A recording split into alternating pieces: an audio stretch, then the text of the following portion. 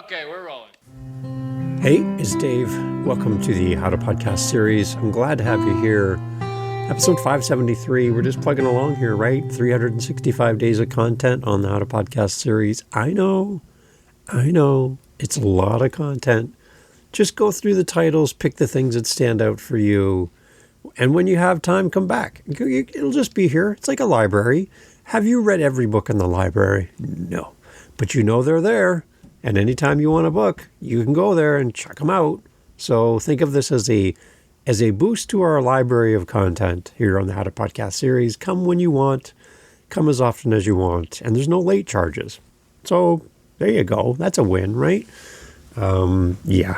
So there you go. So that's what we're doing. We're doing this content blitz in 2026, and it's a lot. I know. And what I want to talk about today is talking over your guests, talking over each other, and just stepping on each other. Like, it's so awkward as a listener. And when you don't edit it out, it's blatant that you have a communication problem when you're recording your episodes, and it's quite frustrating as a listener. So I listened to a show last night at work, and these are supposedly experts in podcasting who edit for people and do all this great work, but oh my gosh, they cannot keep themselves from stepping on each other. What a train wreck. Anyways, that's what sparked it. So here we are. How to not talk over your guests and not how to step on their toes as a co-host here on the How to Podcast series. It's the Behind the Mic series. Another episode for you. Here we go.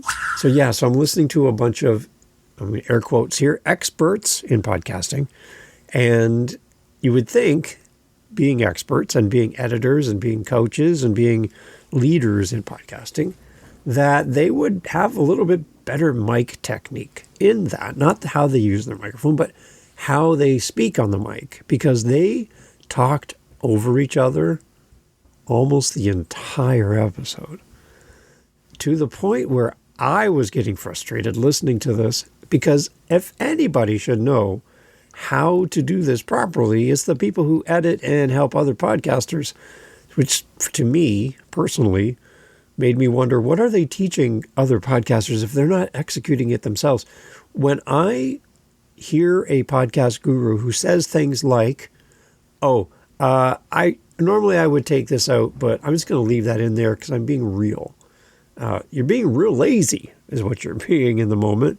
And if it's not good enough advice for themselves to follow, yet they're telling you to do it, does that make sense? No, not really. So when it's not demonstrated to me as a listener that you know what you're doing, I start to question the validity of what you're teaching. And if you even believe your own words as a guru in podcasting. So anyway, very frustrating. I won't out the podcast because they do have good episodes and I do enjoy listening, but oh my gosh, this last episode was just a lot of you go. No, you go. No, sorry. I'm sorry. Yeah. One more thought before I pass it over to you. Oh, just wait. One more thought. Excuse me. What? Hey, what there? Yeah. Me. Okay. What? Where? Please. We're going to go through today. It's not going to answer every situation. It's not going to apply in every case for you as a podcaster, but at least you're thinking about it. And when you think about it, maybe you'll do it less, because as an editor that helps podcasters and edits your shows, your talkovers and your stumbles and you cutting off your guests and your co-hosts is very frustrating, hard to edit.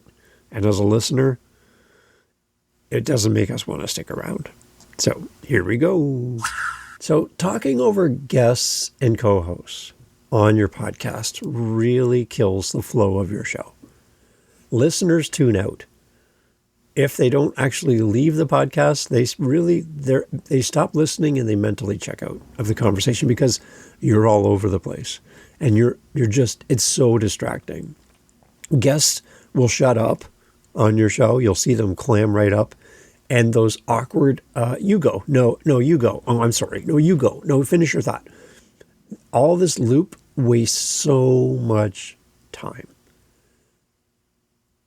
I want to help with some practical fixes to stay disciplined as a podcast host to help your expert shine and to create a smooth pro-level conversation that will keep your audience hooked throughout your podcast.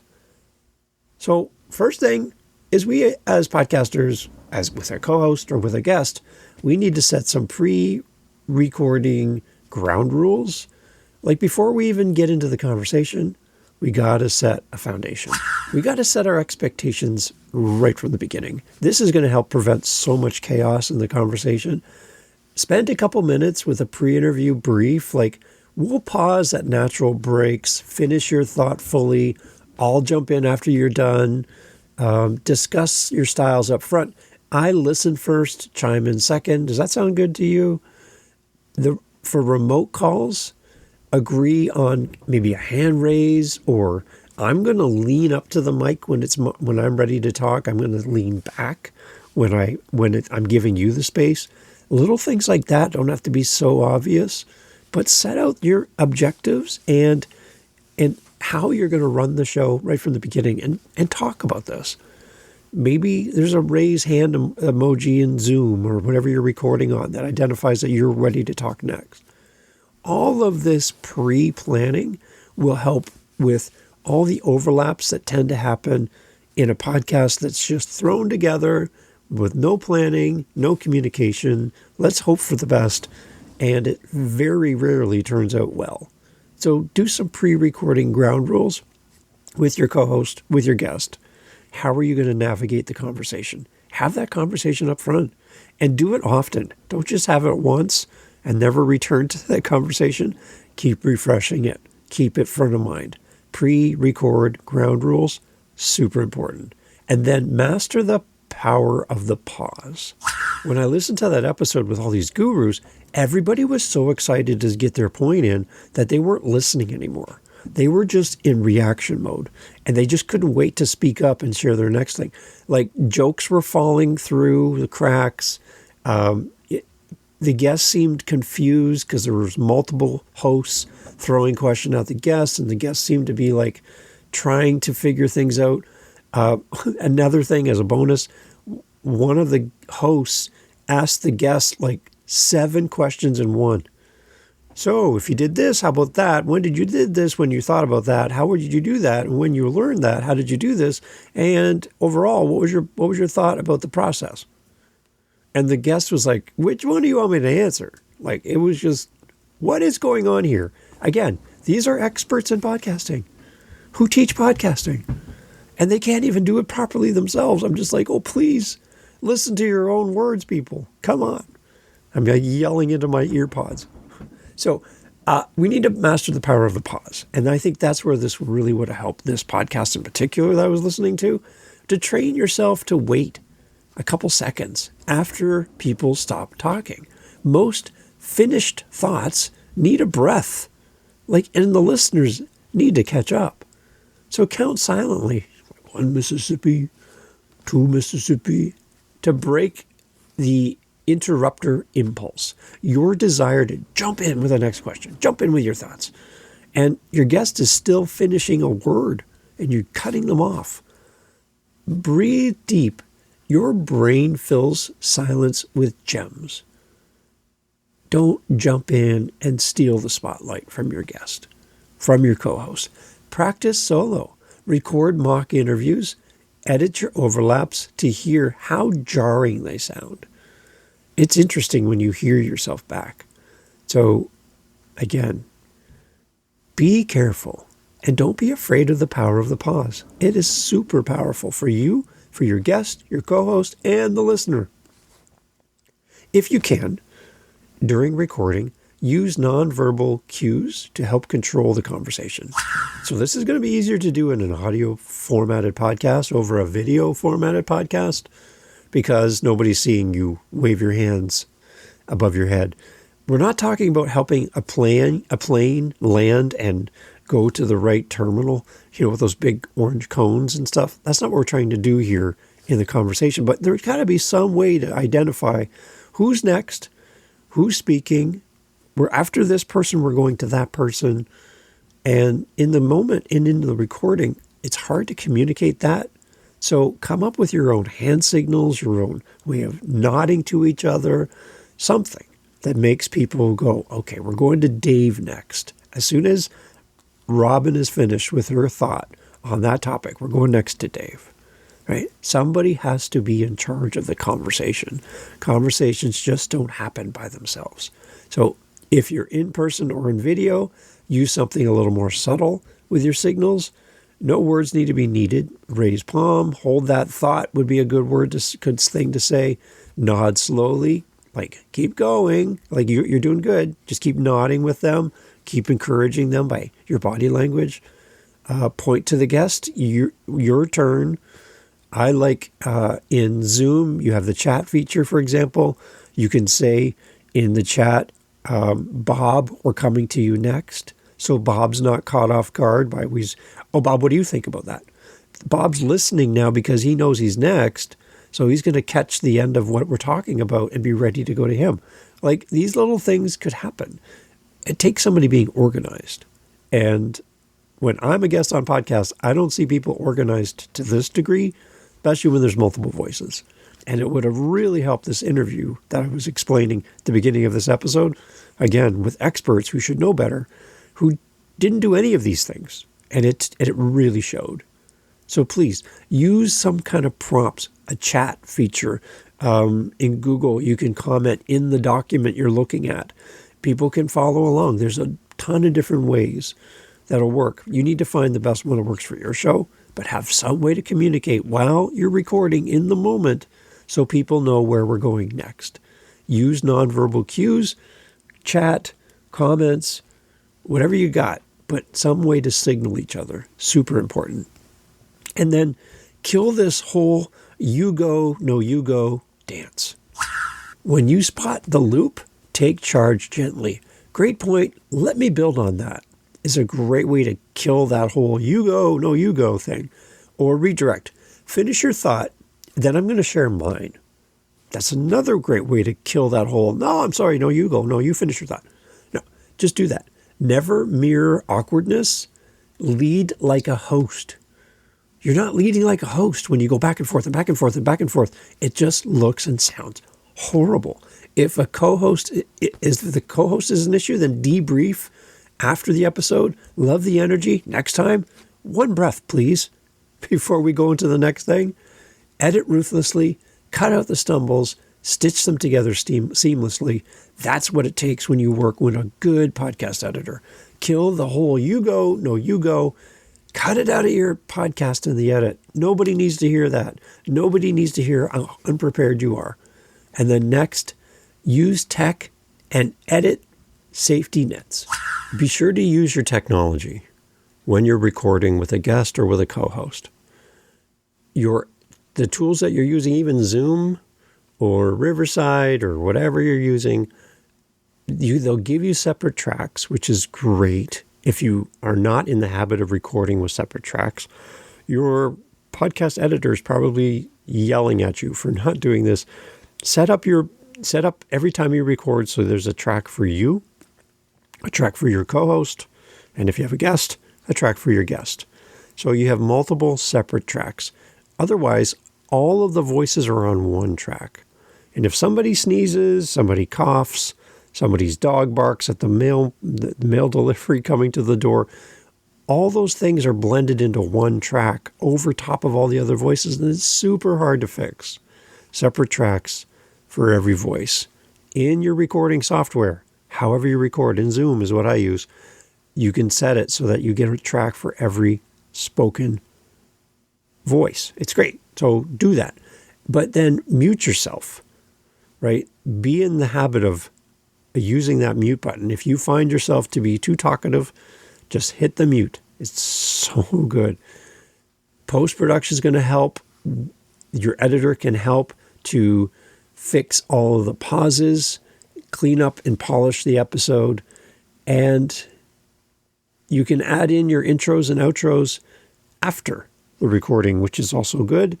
Instead of guessing at what you might talk about with your guest on the show, just record it after, because then it's already happened and you know exactly what happened. So definitely use your tech to help you to stop talking over each other. It'll help your listener, and it'll help for a better conversation. Here's our takeaway as we head out the door. Great hosts serve guests first. Pause, signal, edit, and be smart as a content creator creating your episode. Your restraint during your podcast recording turns interviews into binge-worthy golden episodes. Listeners will stay for the ease of the conversation, and guests will return because you treated them well and you didn't step all over their feet. Don't be a clumsy dancer. Don't be stepping on your dance partner's feet when they're a guest on your show. Practice one episode this week where you are intentionally quiet when your guest is speaking. You have some way to communicate verbally or non-verbally with your co-host, on camera or off, and give space to each other. Take a breath. A piece of silence can easily be removed, but two people fighting over the mic is just a distraction, and we don't need that. And if you're a podcast expert, follow your own advice and podcast better, because you need to be an example about the things that you teach so that we can all learn and have a better experience as podcast listeners. So stop stepping on each other's toes, stop grabbing the mic and fighting for control. Take a break, take a pause, and listen, because your audience will love your show even better. Thank you for being here. Take care. So I get asked quite often, usually at the end of a podcast, like right now, Dave, how can we help you? Like, how can we as a listener, like, support the show? Can we come rake your leaves? Can we cut the grass, shovel the snow? Watch your dog, help you move? What can we do? Clean your dishes? Oh, that'd be interesting. Well, if you can't do that because, you're in Poland, maybe you can help us by supporting us with our Buy Me a Coffee. It's right there on our website. And, it just will help us to, A, stay fueled because, we drink a lot of coffee around here, and it helps the show. So if you want to help us, it's out of the goodness of your heart. I can tell you that listening to the podcast to this point, you've already helped us so much. But I do have people saying, Dave, I'd love to give back something small, even just to the show. Buy Me a Coffee link is on our website at howtopodcast.ca. And you can support the show that way. It would mean a lot to have you on our team supporting what we do here. If you find value in the show, then that's great. Share the show, tell somebody about it. And when somebody says, Dave, I want to start a podcast, who should I check out? Oh, you should go check out the How to Podcast series because of all the great co-hosts and all the things that happen here, the meetups, everything. And I would appreciate that. And then fill our cup once in a while if you can. But again, thank you so much for being here and supporting the How to Podcast series. Take care. Talk soon. You're still here? Awesome. Okay, this is a little bonus content at the end of the episode. This is just for people who stick around. So if you're here and you're listening to this, you've cracked the code, everyone else has gone home, they won't hear any of this. So it's just you and me. So the question to me came up was, Dave, can you talk a little bit about downloads? Because I hear that downloads are important and everybody shares their download numbers, but what exactly is a download? And what do I need to know about downloads? Because I'm new to podcasting. Great question. Basically, if we go back through the history of podcasting, a download simply means that a file was transferred from your hosting site to somebody's device, a computer, a phone, whatever. A file has moved from one location to another location. That's a download. Now, what you didn't hear me say was that was a listen, because it isn't a listen. A listen is when somebody's going to be pressing play and actually listening to the episode. A download is simply your file on somebody's device. Right now, on my phone, I have about 15 downloaded podcast episodes that these podcast hosts have got credit for on their stats, but I haven't listened to the episode. I haven't pressed play yet. I have no idea what they said on their show. So when you sell the idea of downloads to a sponsor and say, my show has X number of downloads, what you're not saying and what you can't say for sure is that my show, my episode has this many listens. And when I hear people say that, well, I go to my Apple dashboard on Apple Podcasts, I go to my Spotify for Creators dashboard to look at my Spotify backend, and the numbers don't match with my hosting site. Well, there's a reason for that. The Apple dashboard is talking just about Apple, and Spotify is talking just about Spotify. So who's right? Spotify and Apple, or your hosting site? Well, I'm telling you, the hosting site, Buzzsprout, Libsyn, Captivate, Spotify for Creators, all these other ones, are getting information from the main source, which would be Apple, Spotify, Audible, all these places. But they're getting high-level information. They're not getting specifics. So there's a lot of math that happens for the hosting site, and they only see what Apple, Spotify, and others will give them. They don't see everything. Apple can tell you everything about Apple. So if there is a mismatch of what the number is on Apple and what your hosting site says, trust Apple first for Apple information, because Apple is giving you first-party data, meaning it's coming directly from them, and your hosting site is getting third-party data, meaning it's coming from somewhere else to them and then given to you. So trust first-party data coming directly from the source if you're going to make decisions about your podcast. So a download is simply a file went from one computer to another computer, from one computer to a phone, one computer to a tablet, one computer to another. That's a download. But it doesn't mean anybody actually pressed play. And in most apps, broad statement here, it takes about a minute to register a listen of your podcast. So if you have a 45-minute podcast episode and I listen to 1 minute of it, 44 minutes of your podcast went unheard, and you got credit for the download and the listen. Congratulations. But I didn't even get past your intro. And if you have ads in your podcast, which some people do, your ad wasn't played. You got money for the ad because you got a download, which you can prove, but nobody got to the 20-minute mark where the ad was. And so nobody heard the ad. The sponsor paid you money for the ad that nobody heard. So that doesn't seem fair. The biggest thing I would say before you hyperfixate on downloads is to focus on time spent listening. Time spent listening means I press play on the episode and I listen to the end. You're here right now with me. Time spent listening for this episode with you still here is better than a download where you listened to 60 seconds and bounced. You're still here.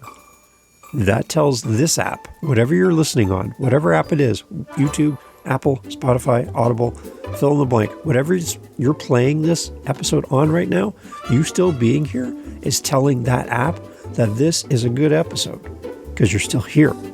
Time spent listening means how long did people listen to the episode before they left? So you being here, to me, as a podcaster, means more than a review, more than a 5-star rating. It does, because you're still here. You're proving to the app that this podcast is worth listening to.